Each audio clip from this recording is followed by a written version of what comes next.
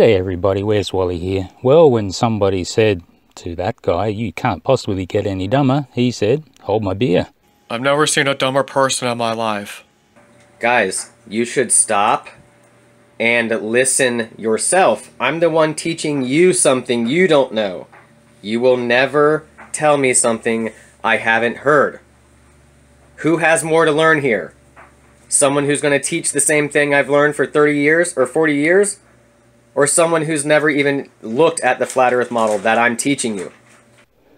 Oh, the irony. Or is it hypocrisy? We are listening and we are responding, but you have us blocked. And you're not listening and you're not responding. And yet you keep telling us that we need to listen. Oh dear.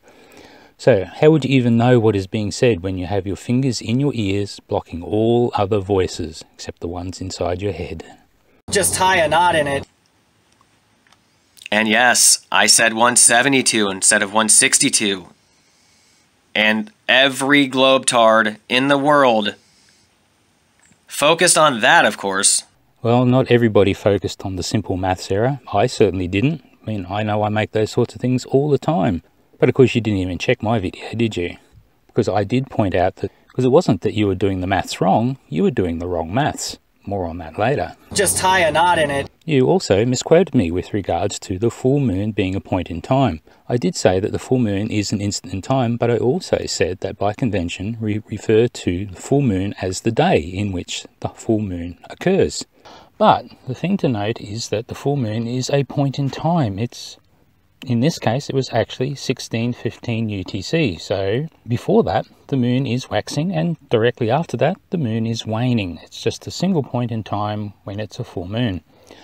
Same goes for new moon. But we do tend to assign the term full moon to a whole day, the whole day in which the full moon happens. Just tie a knot in it. And let's not forget that Wally didn't even show you the entire setup here.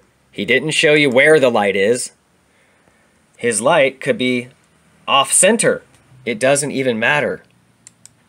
Because he still completely debunked himself. Get it a little more out of fucking whack. You couldn't stand on the other side of your ball and show that it's lined up. What you totally missed was that I, as we say here in Australia, I was yanking your chain. I was having a lendia. Did you not see me doing that little girly pointy pinking thing? Did you think I am so clumsy that I dropped the straight edge? Did you think that I didn't know which way the sun was? Come on, dude. Apply some critical thinking. I was yanking your chain the whole time. And the other thing I want to show you is that nice little terminator line there. See, look. Right around there like that. So you line up your terminator. Yep, look about there. It's looking straight towards the moon. That nice little round clay ball there. Straight back there. There's the sun. So what I'm saying is it doesn't matter anywhere along that terminator, whether you're at the North Pole, the equator at the terminator, or at the South Pole, anywhere along there you'll be able to see both the moon and the sun. Just tie a knot in it. So what you need to do is watch the next video I made. I made it like a week ago, and I did show all the correct angles and stuff. Wait, hang on, I can just point my camera at the screen and show you. And for those of you who have already seen my dodgy ball modelling and want to skip it, jump to the insert timestamp here. Sorry folks, but I looked up away from the Earth to a moon here and a sun here. Just tie a knot in it. If anybody says this is possible, model it. Don't just say it. Model it. One thing the globetard has never done is modeled this, because they can't. So I decided to model it, even though Stellarium does a perfect job. Let's have a look at it. Now, let's note that on the 8th, the moon was 11 days past new moon. That means that the Sun-Earth-Moon angle is roughly 135 degrees. Anyone can work that out. Now that was cool for me because that means a 45-degree angle is really easy to mark out, because I just measured the distance from the wall to the ball as 44 inches and put the moon 44 inches above the center line up the wall. That gives me a nice little 45-degree angle. And I had also measured the diameter of the ball at 62 centimeters, and that means when I divide the circumference by 24 I get 16 centimeters per hour. So this little piece of A4 paper is 30 centimeters long. I fold that in half and that gives me roughly 2 hours. So if I put the middle at the terminator, I get an hour either side. So now let's have a look. I can look right down. Yes, the sun is at the right position over the terminator, and the moon is visible from that guy's position, as is the sun. Too easy, wasn't it? And if we have a look at stellarium, we can see that both of the sun and the moon angles are around 12 degrees at around 4:30 in the afternoon, which is when I think that guy was filming it. He hasn't told me yet. I have asked him. So that guy, I don't really see that we've got a problem here. Not from the globe model side anyway. I feel like you do. Oh, and that guy, in case you didn't realise, of course I can't get the camera right down within a millimetre of the ball, but I can simulate that by looking directly over the ball from behind it. So I don't think that's going to be an issue if you really think about it. Who am I kidding? Just tie a knot in it. You know, the advantage of stellarium is that, as I am here in Down Under, I can look and see the sun and the moon, see exactly what they were doing on the 8th of December 2019, all the way around the other side of the globe over there in Florida. You can't do that on an FE map, can you? So when you say that stellarium reflects reality, you mean it matches perfectly, because it has a model of reality built right into the nuns and ones that we call the code. And that code has a whole bunch of non-Euclidean geometry right in the middle of it. You can bet your boots on that one, mate. Just tie a knot in it. Okay, that guy, so just check out the Excel spreadsheet that I whipped up just for you, and try to listen and learn. See, the function that you need to calculate the percentage of the moon phase is a sine function, not a linear function. You can see the difference between the two. That red line, that's what you're trying to calculate using your 10% of 180 and getting 162. So, what is the difference? Well, if you have a look at the 90% full moon mark, when you do the that guy method, you get 162 degrees. But when you do it correctly, you get 20 degrees less, around 142 degrees. You'll notice that the angular speed of the moon around the Earth is constant. Well, almost. I hear all the astronomers going, actually, right about now. But remember, guys, this is that guy, so it hardly matters. Just tie a knot in it.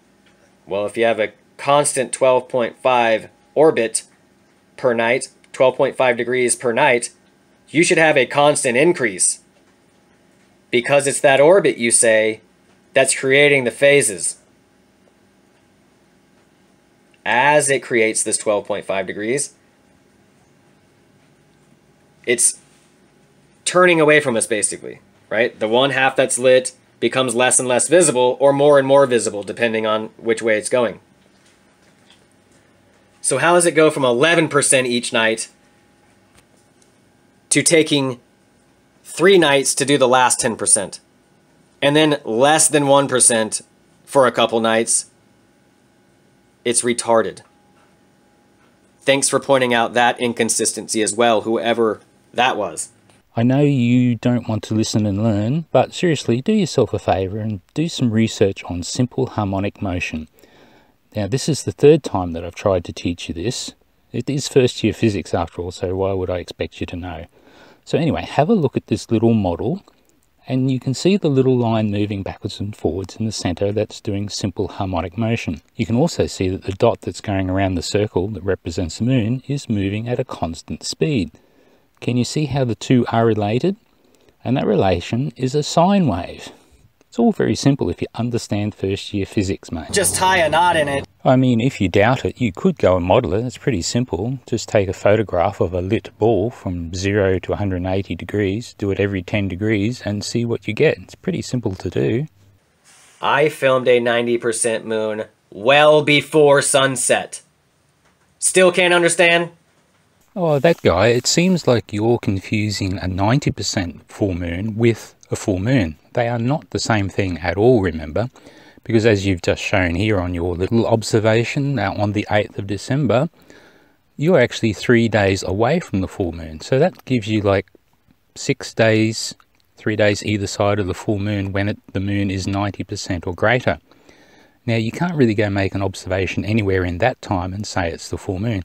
I think going forward, you're going to have to work out a 99% full moon, and that only if you're going to want to complain about angles. Otherwise, you're like that old joke we used to have about the guy who could predict earthquakes. He said, I can predict earthquakes 99% accurate. They always occur either 7 days before or 7 days after a full or a new moon. Anyway, that's enough of kicking that guy for today, because we can see that he clearly can't understand the globe Earth model. That guy, how about you start telling us about the flat Earth model? It'd be fun to educate us on something we actually don't understand. And it might even be fun to see you get in trouble with your flatty mates when you don't actually understand it either. Bye!